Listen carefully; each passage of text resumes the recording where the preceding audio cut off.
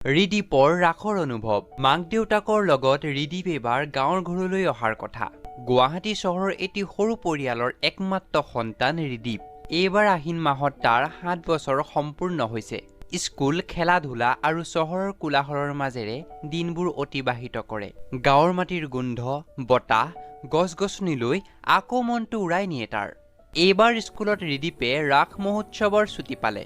মাক দেউতাকৰো কামৰ ব্যস্ততাৰ মাজত ৰাস চাবলৈ যোৱা বহুদিনীয়া ইচ্ছা বহু বছৰে পূৰ কৰিব পৰা নাছিল। সেয়ে এইবাৰ ৰিদীপৰ অনুৰোধ আৰু মাক দেউতাকৰ হেঁপাহ দুয়োকে একত্ৰিত কৰি সিদ্ধান্ত কৰিলে এইবাৰ ৰাসৰ বন্ধত গাঁৱৰ ঘৰলৈ ৰাস চাবলৈ যাব।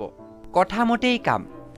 পিছদিনা ৰিদীপে স্কুলৰ বেগতে নিজৰ কাপোৰ, চকলেট আৰু খেলা বস্তুবোৰ এটি এটিকৈ ৰাসৰ আনন্দতে ভৰালে।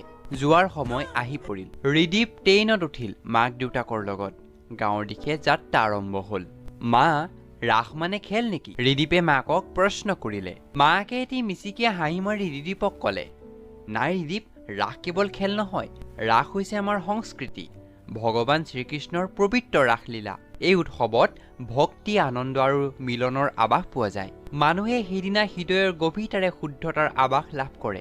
ই এক ধৰ্মীয় উৎসৱ য'ত শৰতৰ পূৰ্ণিমাৰ তিথিত ভগৱান শ্ৰীকৃষ্ণৰ জীৱনলীলা, বিশেষকৈ গোপীসকলৰ সৈতে তেওঁৰ ৰাসলীলাক অভিনয়ৰ জৰিয়তে প্ৰদৰ্শন কৰে। এই উৎসৱত বিভিন্ন পৰিঘটনা, নৃত্য, গীত, ব্ৰজাৱলীৰ ভাষাৰ প্ৰয়োগ আৰু সুন্দৰ কাৰুকাৰ্যৰ সংমিশ্ৰণেৰে এক মনোৰম পৰিৱেশ সৃষ্টি কৰে। বুজিলো মা, ৰিদীপে ক'লে। কেইঘণ্টামানৰ যাত্ৰাৰ পাছত ৰিদীপহঁত গাঁৱৰ ঘৰ পালেগৈ। ধান খেতিৰ সুবাস, ফুলৰ সুগন্ধি আৰু শীতল বতাহে গাঁওখন আৱৰি ধৰিছে। ৰিদীপে আচৰিতভাৱে মাকক পুনৰ প্ৰশ্ন কৰিলে, মা, ইমান মানুহে কাম কৰি আছে যে, সকলো ইমান ব্যস্ত? এইবাৰ আকৌ ৰিদীপক দেউতাকে উত্তৰ দিলে, বাবা, আজি ৰাতিলৈ ৰাস যে, তাৰ যাৰ যোগাৰ কৰিছে আকৌ। গাঁওখন সাজু হৈছে। গোপ-গোপীসকলে কৃষ্ণ ৰাধাৰূপে মঞ্চত নাচিবলৈ সাজু হ'ল। চাৰিওফালে ধূপ-ধূনা, গীত আৰু ভক্তিৰ সুৰেৰে ভৰি পৰিছে গাঁওখন।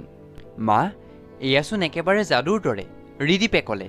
হয় ৰিদীপ, এয়াই হৈছে ৰাসৰ যাদু, কৃষ্ণৰ লীলা, য'ত মনৰ পবিত্ৰতাই আনন্দৰ আকাৰ পায়।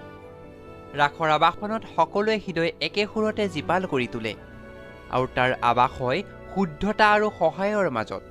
ৰাতিটো পাৰ হ'ল। ৰিদীপে প্ৰথমবাৰ বুজিলে ৰাস কেৱল উৎসৱ নহয়, ই হৈছে এক বিশ্বাস, মিলন আৰু ভক্তিৰ ৰঙেৰে প্ৰতিনিধিত্ব জীৱনৰ এক অধ্যায়। পাছদিনা ৰিদীপে মাকক হাতত হাত ধৰি ক'লে, মা, অহা বছৰলৈ পুনৰ আহিম ৰাসৰ আৱাসখনত যোগ দিবলৈ। মাকে মিচিকিয়াই এটি হাঁহি মাৰি ক'লে, আহা ৰিদীপ, যিমান দিনলৈ তোমাৰ মনত ভক্তি থাকিব, সিমান দিনলৈ ৰাসৰ আৱাস তোমাৰ হৃদয়ত থাকিব। এইদৰে ৰিদীপে আমাৰ সংস্কৃতিৰ এটি সুন্দৰ আৱাস পালে। ভাইটি ভণ্টিসকল, তোমালোকে ৰাস নিশ্চয় চাইছা আৰু ৰাসৰ তাৎপৰ্য বিষয়ে তোমালোকে অৱগত। যদি তোমালোকে ৰাসৰ তাৎপৰ্য বিষয়ে আৰু জানিবলৈ ইচ্ছা কৰা, তেনেহ'লে তোমালোকৰ মা দেউতাক সুধিবা, নতুবা আমালৈ অপেক্ষা কৰা। আমি নিশ্চয় তোমালোকক এটা সুন্দৰ আৱাস দিবলৈ চেষ্টা কৰিম। আমি লগ পাম আৰু এটা সুন্দৰ সাধুৰ আকাৰেৰে এটি নতুন ভিডিঅ'ত। তেতিয়ালৈ আমি আহিছোঁ দেই।